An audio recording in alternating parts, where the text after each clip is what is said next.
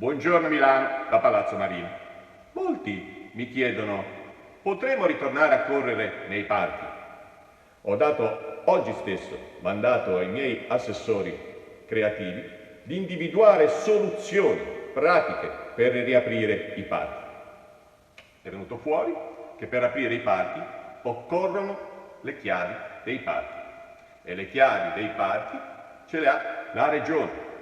Senza nessun tipo di polemica dalla Regione ci dicono: se volete le chiavi per riaprire i parchi, venitevele a prendere.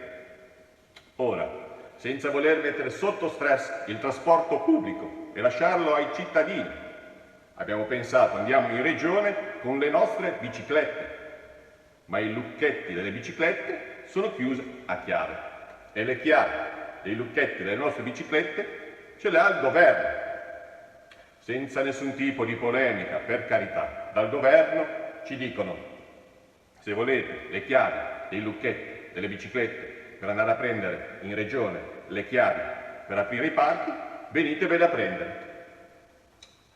Ora, senza voler mettere sotto stress il traffico su rotaia, abbiamo pensato andiamo a Roma con le nostre macchine, ma le chiavi delle macchine sono a casa mia e io sono qui a Palazzo Marino per i cittadini. Ora, un altro mazzo delle chiavi di casa mia ce l'ha la Regione e l'altro ce l'ha il governo.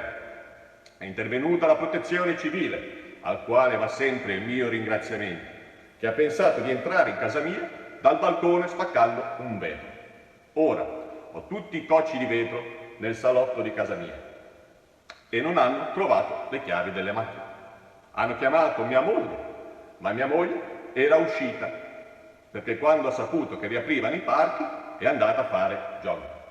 Ora io sono qui a Palazzo Marino, chiuso dentro, perché mia moglie mi ha chiuso e ha mandato le chiavi a Bruxelles. Buona giornata a tutti.